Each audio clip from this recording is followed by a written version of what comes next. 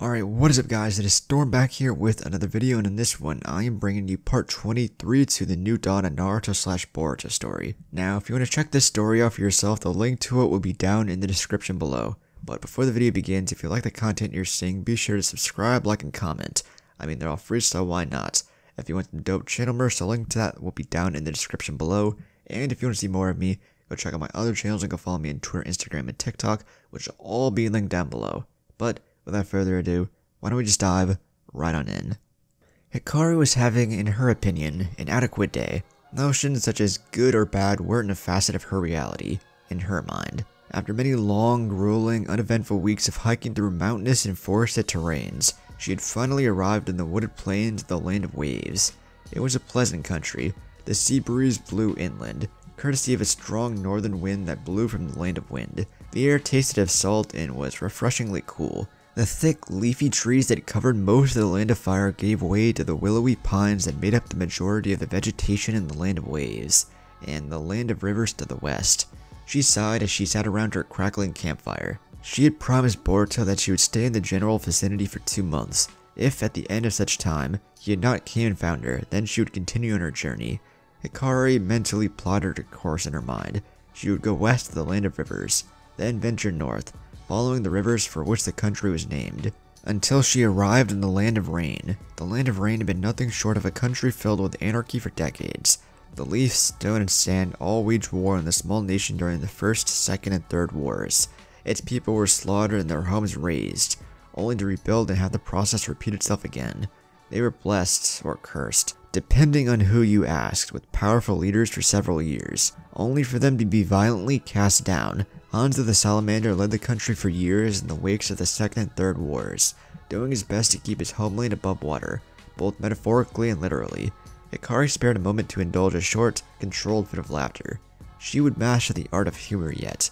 The Rain's leader was then murdered in his old age, only to be replaced by what the history books referred to as the God. Said deity watched over the country for a time, and it knew a brief peace. Then their god died. A second-in-command rose to power, dubbed the Angel. She was murdered not days after assuming the post. In the vacuum of power following the Angel's death, the country had borne witness to 3 civil wars, bickering nobility and ninjas from a bygone age, all fighting over who should rule their country. And it continued on, just like that, since the end of the 4th war. And that was her destination. The one place left in all of the continent where an orphan like her, who had only known death and bloodshed, could call home. It left a bitter taste in her mouth. Hikaru prodded the campfire with a stick, watching as embers drifted skyward. She hoped that Boruto decided to go with her. It was selfish, she knew. He had a family and a home to go back to. She did not, but somehow the fool had won her friendship, a thing she couldn't have been aware she could possess. There were no such thing as friends in the Hunter Corps. The mist took only the strong. The strong were not bound by their petty emotions. The strong did not have friends, only tools. Sighing, Hikaru leaned back against the trunk of the tree she was resting against and closed her eyes. The next time she awoke, it was the sound of pounding feet and the rustle of brush as someone tore through the forest. She was instantly alert. Years of rigid discipline and extreme training kept her sleep light. She was never truly tired. Hikaru doused the fire with a quick water jutsu and drew a needle from one of her many pouches. Her ears strained in the twilight of the dawn, listening for potential enemies. Suddenly, a figure burst into her camp. In an instant, she had swept his legs out from underneath him and pinned him to the ground. She held her needle to the man's neck, drawing a thin line of blood. She stayed her hand as her mind caught up with her instincts. Blonde hair, blue eyes, chakra scars on the cheeks. Boruto, ally, friend. Hikaru withdrew her weapon, but Boruto was already unconscious. Sighing, she noticed something she hadn't earlier. Blood. Lots of it. Hissing, she quickly got off him and cut his shirt away. His entire torso was covered with sickly yellow-purple bruises. In several places the skin was broken, freely bleeding. The worst injury was a rib that had broken through the flesh. She rolled her eyes as she set to work. Typical. Just because there was a medic on hand, men had the notion that they could injure themselves as much as they wanted without fear of irreparable damage. Hikaru's hands glowed green as she ran her fingers over the numerous cuts and bruises. Her brows narrowed under her mask as the wounds resisted her technique. That was strange. The body's natural instinct is to repair itself. The Mystic Palm technique stimulated the body's natural yang chakra. which facilitated that process, and sped it up with the healthy influx of the healer's own chakra. It would take something especially foul to impede the natural order of nature, poison or a disease. She had a vague history of Boruto's medical history, as his and every other Crimson Tide member's primary care provider, that ruled out diseases. So poison. Hikari was sure there was an interesting story behind that. Slowly but surely, she extracted the poison from his body. It truly was foul. Goosebumps broke up and down her arm as she extracted, dissipated, and subjugated. And slowly, Boruto's naturally powerful Yang chakra began to heal him of all his wounds. She set his broken rib, moving it back into place with advanced medical jutsu, making a makeshift splint out of branches and a few strips of cloth cut from his already ruined shirt. Hikari ensured he wouldn't undo the work she had already done. Then came the waiting. The sun had already begun its trek into the sky, and Boruto looked like he had sprinted from the leaf to the land of waves in a single night. He probably wouldn't be waking anytime soon. That left Hikari with plenty of time to ponder what exactly happened to her friend. He had obviously been attacked, but the Land of Fire had the lowest crime rate in all the nations, and after all they had been through together, she didn't think just any ninja could harm Boruto. He was too powerful. It had to be someone truly strong, or he let himself be injured. Possibility 1. He had been wounded during the Shinobi Union World Tournament, which she had been following, buying newspapers at the small villages she ran across, and had for some reason ran to her for treatment. Unlikely, the medics in the leaf were, as much as it pained her to admit it, much more skilled than she was. Tsunade of the Sannin, and her heir, Sakura Uchiha. No, that wasn't it. Possibility 2. His identity had been discovered as a rogue member of the Crimson Tide, and he'd been attacked by Cloud and Mist operatives. Unlikely. The leaf was his home, and due to the tournament, would have heightened security. The Cloud and Mist would not risk an international incident over one small thorn in their side. That wasn't it either. Possibility 3. He had been attacked by allies. He wouldn't have been on guard against them, and would explain him being wounded by inferior opponents. Since they would be agents of the Leaf, he wouldn't feel safe staying and would flee to seek medical treatment. Her. Possible. If that was the case, they would follow standard asset recovery protocol, send a team to recover him. Those were dreaded words in the mist. When the Hunter Corps came for you, they only brought one thing back. Your head. Hikari wasn't familiar with the Leaf standard protocol. Better safe than sorry. She quickly packed up her few worldly belongings and went about eradicating her presence and campsite. Then she gently scooped Boruto into her arms, and made her way into the Land of Waves proper, the only entrance and exit. To the island nation was a large bridge. Looking up, she silently muttered the name under her breath. The Great Naruto Bridge. How ironic. Boruto groaned as he felt the wisps of conscious thought arc through his brain. His body felt like it had been scorched and charred before being crushed. He flinched as sunlight filtered through a window and spilled across his eyes. With great effort, he threw a hand over his face. He sighed in relief as he was plunged back into the darkness. "Don't move," a soft voice whispered. Boruto smiled. He had thought that was just a dream, brought on by exhaustion and delirium. It wasn't. "And don't grin, you fool," Hikari chided him. "I should charge you for services rendered." Boruto laughed, the action sent pain rippling through his chest. "I said don't move," Hikari scolded him. "What's the prognosis, Doc?" Boruto quipped. Hikari sighed audibly. "Contusions covering most of the thorax and abdomen, as well as numerous lacerations. You suffered a compound fracture of your 8th rib, and appeared to have been poisoned," she informed him. "That sounds about right," Boruto commented. After a moment of reflection, Hikari sighed. "Do I even want to know?" she muttered. "You're going to ask anyway," Boruto said. Hikari made an exasperated noise. Boruto went silent as the ramifications of his actions hit him. He had said things he could never take back. Things that made him a traitor. Things that the Leaf would never let him get away with saying. He had also ruined any chance of ever mending the rift in their family.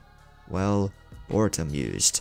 The rift between himself and his family. Maybe in time, his sister, mother, and father would grow closer, but never him. He was the black sheep, the odd one out, the disgraced failure, the stain in the Hokage's name. And now there was no way to change that. He had dug his grave, and now he had to lie in it. He was Boruto Uzumaki, rogue ninja of the Leaf. He would never see his home again. It was highly unlikely he would see his sister again. Boruto blinked as a few stray tears leaked from the corner of his eyes. He was not going to cry. Absolutely not. He had done that already, and in front of hundreds of people too. So, he did the only thing he could do. He took those emotions and bottled them up. He crammed them into a bottle, then hid that bottle in a box. He locked that box, and then chained it shut. After that, he sealed it in a scroll, and then he took that scroll and buried it in some spit of sand in the middle of the land of water, never to be seen or felt again. I messed up, Boruto explained. I was just so angry. I didn't know what came over me. Before I realized what happened, I attacked the Hokage. He wouldn't say father. That man was not his father. He didn't care about him or any of their family. Hikari didn't say anything, but Boruto knew she was still there. He bit his lips as his mind turned towards the future. What now? Where are we? Boruto asked. After several long minutes of companionable silence. The land of waves, Hikari answered. My old team was chasing me when I found you in the forest. Have you had any trouble with them? Boruto asked. No, Hikari said. I rented a room in an inn, and I haven't left since. That was 3 days ago. Boruto sighed. Konoha was an experienced jonin. Sarada had her Sharingan, and Mitsuki's skill set was impressive. The Anbu, who Boruto was near certain the wood-released jonin who had tried to rescue him, would no doubt be the most troublesome. First things first, he needed to rest and recover. Did the rain then? Boruto asked. Hikari nodded, making an affirmative noise. Sarada stared into their campfire, nervously tapping her fingers and her knees. They had been chasing Boruto's shadow for nearly 5 days. He had been at a dead sprint for nearly the first 15 hours of the chase, and didn't slow. Eventually, their group could take no more and were forced to rest. Since then, he had been a ghost. We need to make a plan, Yamato said suddenly, drawing the attention of their small group. Konoha nodded, while Sarada stayed silent. Mitsuki was quiet and focused, unlike his normal loose stoicism. Given that Boruto should have been exhausted and wounded after his fight with the Hokage, there's only one possible explanation for how he has continued to evade us. He has help. Likely he rendezvoused with an acquaintance that survived the purge of the Crimson Tide, Yamato explained. That means he won't be alone, and could have one or more allies to assist him if he chooses to resist capture, given the nature of the downfall of his old mercenary company. I doubt there would be more than 1 or 2 survivors. Still, we should plan for the worst and hope for the best, he said. Sarada's mind went back to a brief confrontation with the masked girl on the sandy beaches of that atoll in the middle of the land of water. She seemed strong enough to survive. From our previous encounters with the mercenaries, and intel provided by Sai, we can narrow down our list of possible allies Boruto has. Likely he would have a combination of 1 or more of the following people, Yamato said, pulling out a thin black book. Eiji Yagami, their leader, specialized in cloud-style taijutsu and various lightning ninjutsu. Hikari Yagami, their second-in-command and chief medical officer, specialized in medical ninjutsu, water ninjutsu, and chakra-enhanced taijutsu. Takeo, no surname, specialized in water ninjutsu and cloud-style taijutsu. Hiroki, also no surname, specialized in water ninjutsu and a possible censor. They're all powerful opponents, Konoha commented. Remembering his fight with the men called Takeo and Hiroki, Yamato nodded. Our priority should be the arrest and capture of Boruto. Once he is secured, we can retreat. We'll try diplomacy first, he said, with a nod to Sarada. And if that fails, force. How can you be sure we'll be the ones to find him? Mitsuki asked. I've called for Anbu reinforcements and scattered them throughout the region. They are instructed to call for backup upon sighting him, and I have yet to receive the signal. That, and I believe that he and his compatriots are in hiding somewhere in the land of waves. Boruto would have been too injured to continue on at a pace to outrun us. Likely they would have holed up until he healed, Yamato explained. The group fell silent as they mulled over that information. Yes, Sarada thought. That was most likely. Boruto and that masked woman would hide in the waves until he had recovered from the fight with the Hokage. Then they would disappear, and she'd never see him again. I think it would be prudent for the two of us, Konoha said looking at Yamato, to fight Boruto if it came down to that. Sarada and Mitsuki will handle whoever is his ally, or allies are. Yamato nodded. Right, he agreed. Here's what we'll do. Sarada had a bad feeling, a nervous anxiety in the pit of her stomach, a coldness in her extremities. That night, she dreamed of Boruto and Naruto fighting, but it didn't end peacefully. It ended with Boruto, bloody and broken, laying before the Hokage wreathed in golden chakra. The next morning, they made their way south and hid in the trees overlooking the Great Naruto Bridge, and in the godforsaken hours of the early morning, when a pervasive mist clung to the bridge, 2 figures strode from the land of waves. Sarada didn't recognize the woman. She was pretty, in a delicate sort of way, high cheekbones with soft, aristocratic features. Her inky black hair was kept in a bun that was held together by ornate metal needles. The man, however, she knew. Crimson hair and crimson eyes, with a slight tan and unmarred cheeks, but she knew all the same. The soft tweeting of a bird called lidded the forest. The sign, stealing her heart. Sarada leapt from her perch in the willowy tree she had hidden herself in. She dropped to the ground in a roll, springing up quickly. Beside her, Mitsuki appeared. In front of her, Yamato and Konohamaru stood. Boruto looked almost resigned. There was a flash of surprise, followed by acceptance, almost as if he was expecting them to catch him. An inevitability. He sighed deeply, releasing his transformation jutsu. Sarada couldn't help her earlier tension from crawling back into her thoughts.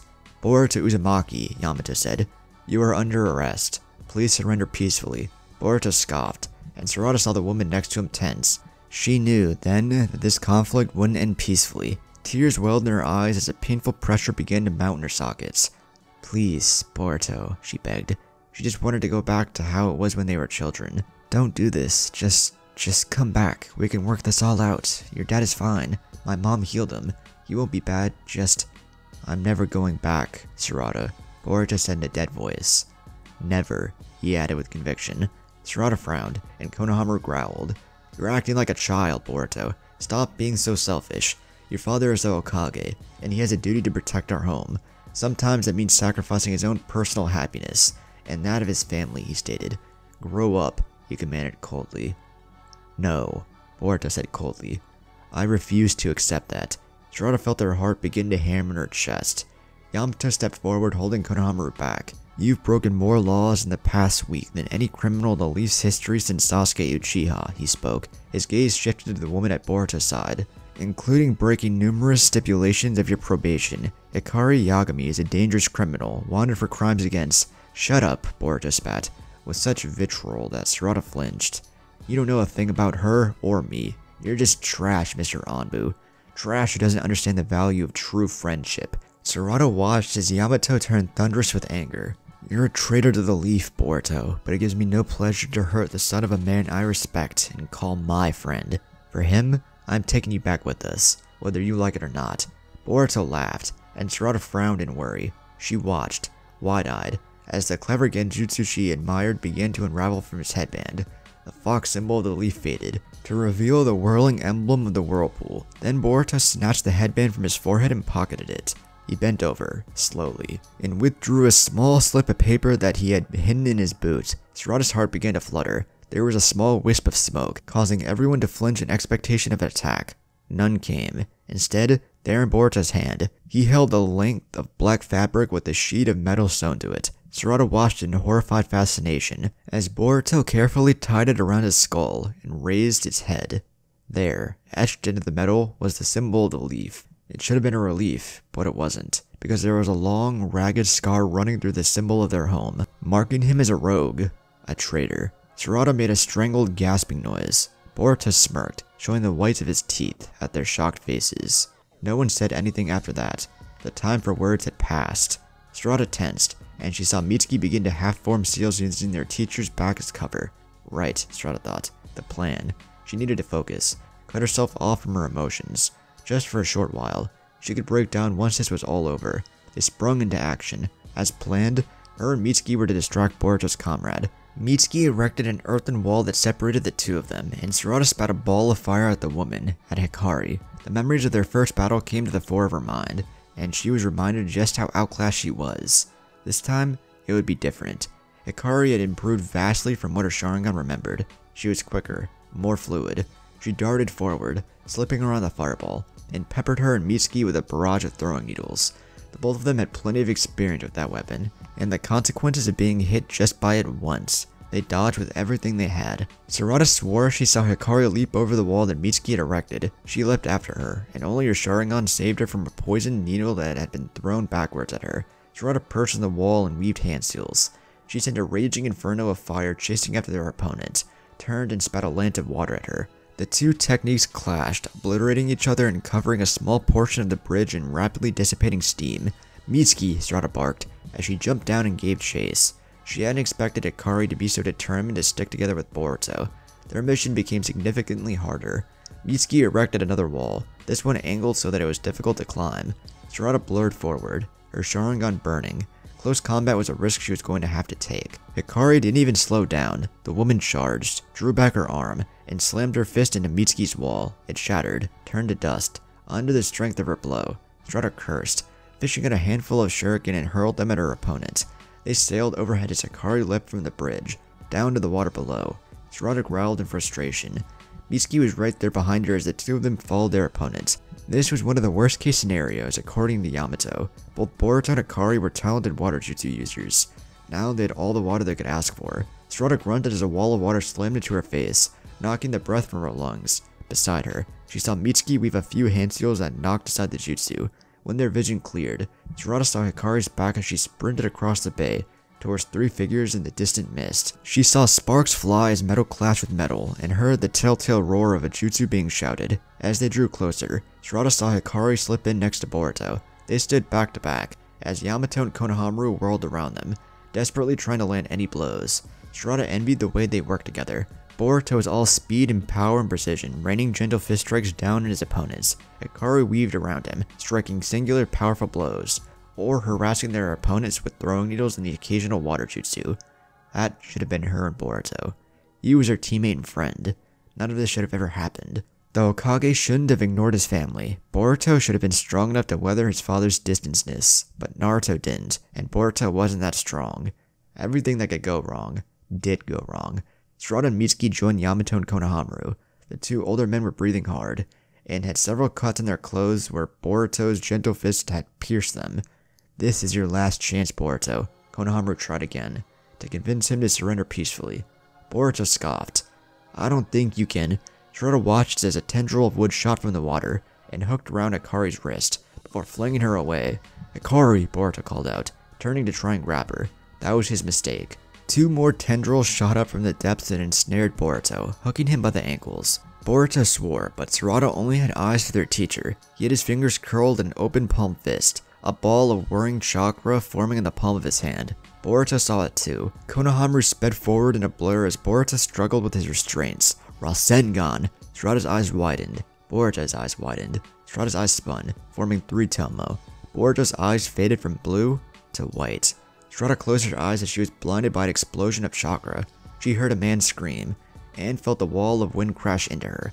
She was knocked from her feet and sent sprawling backwards into the water. There was a blur overhead as something was bodily hurled backwards with great speed. When the light dissipated, Sarada crawled to her feet. Mitsuki cradled her teacher in his arms, numerous cuts having shredded his jonin jacket. He was bleeding, but conscious. But Sarada had only one thing on her mind: revolving heaven, the ultimate defense of the Hyuga. She knew the technique intimately from her spars with Himawari, but where Himawari's was an unbreakable shield, Boruto used it like a sword. His revolving heaven was violent and powerful.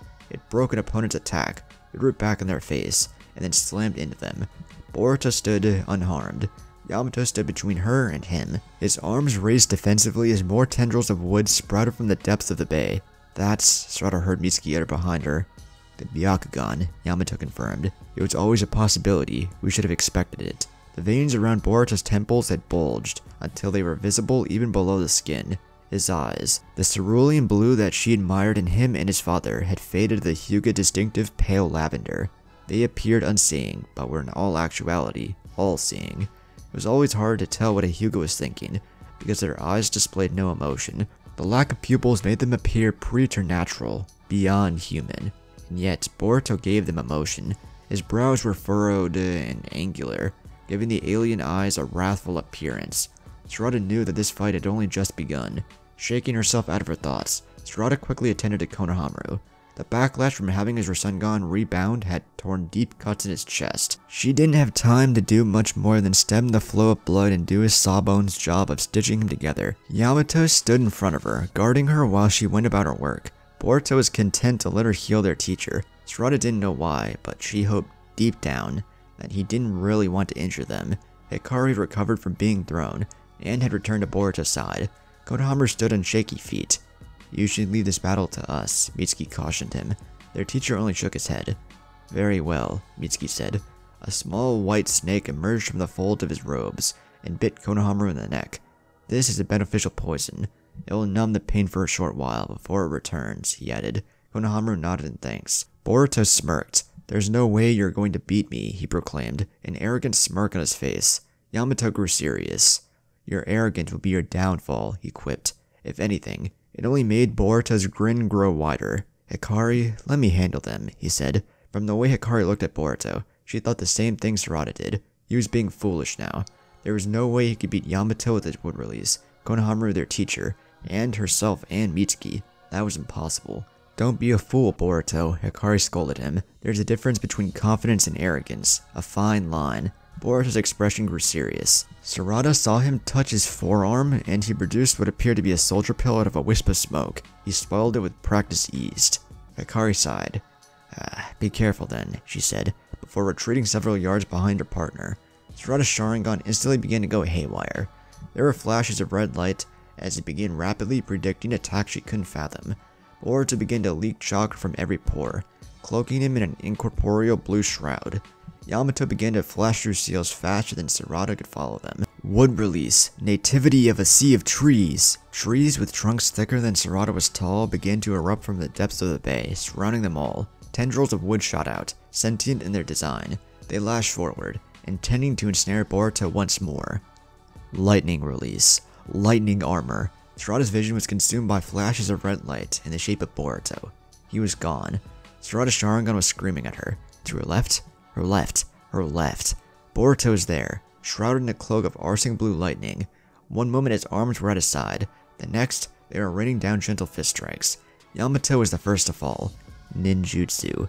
8 trigrams. Boruto's voice echoed, high-pitched and rapid. It was as sentencing, as dreaded as any executioner's axe. 128 palms. It was over in a flash. Sarada was blinded by a sea of red light as her Sharingan desperately tried to predict the path of Boruto's fists. The strikes came all at once. There was no build-up. No 2 palms, no 4, no 8. Just 128 continuous blows of a hammer raining down on Yamato. Sarada tried to scream warnings to her team, but her eyes were working faster than her body. Her jaw moved in slow motion, as if it had trouble pronouncing the words. Another flash of red. Mitsuki had unleashed a snake from the fold of his robes. Boruto flashed to his blind spot, cutting it into pieces, and struck Mitsuki several times in the chest with his gentle fist. Then it was over. Boruto stood back where he started, surrounded by trees. They crumbled and turned to ash. Yamato and Mitsuki fell at the same time. Konohamaru caught Yamato, and Sarada snagged Mitsuki. Her teammate had several smoking, charred holes bored into his chest. They were superficial wounds, nothing that would cause permanent harm, but he was unconscious. Yamato was worse. His Jonin jacket and slacks were smoldering. He was covered in smoking, charred pockmarks, not all of which had cauterized his wounds. Blood flowed from him, staining the water crimson. Konohamaru threw Boruto a scalding glare. "Don't look at me like that," Boruto said with a grin, his voice high-pitched and rapid. Sarada might have missed what he said had she not read his lips. He got what he deserved. If you're gonna talk trash, you should be able to back it up. "Boruto!" Konohamaru roared, startling Sarada. He dropped Yamato and summoned a Shadow Clone. The two of them held their fists aloft as a Rasengan began forming in their palms. Boruto sighed. Your pale imitation of my grandfather's technique doesn't impress me," he commented, holding out his own palm. Chakra began to coalesce and whir until it formed a Rasengan, easily twice as big as Konohamaru's and larger than Sarada's skull. Her Sharingan began to scream at her again. "No, don't!" Konohamaru charged. "Rasen! Gone!" Boruto yelled, slamming his own technique into their teacher's back. There was an explosion of light and pressure that blinded Sarada and threatened to throw her off her feet. When the light faded, Konohamaru had been thrown to the embankment and was lying in a crater. Sarada stared up at Boruto as he loomed over her, looking down on her and Mitsuki.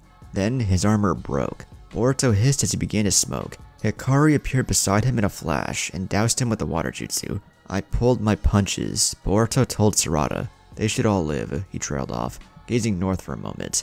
"There's an Anbu patrol approximately 5 miles north of here. Have them help you carry their bodies back to the Leaf."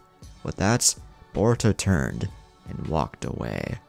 Himawari had nervously paced back and forth in front of the city gates every hour of the day, from dawn until dusk, for the past 5 days. She had all but replaced her border guards, her Byakugan allowing her to see people coming from miles away.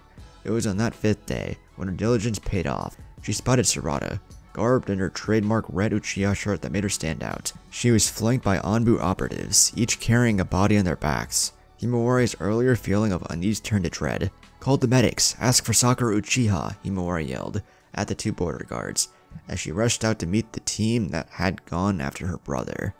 Later that night, Boruto sunk into himself as he sat around the campfire that Hikari had managed to put together.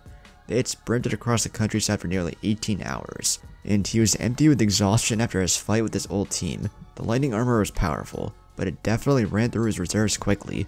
They were on the border of the Land of Fire and the Land of Rivers. Tomorrow they would cross the border. Boruto reminisced that it may, in fact, be the last time he ever laid eyes on his home. From there, they would travel north and head to the Land of Rain, and try to carve out what meager living they could, together. There was a rustle in the bushes, followed by the snapping of fallen twigs.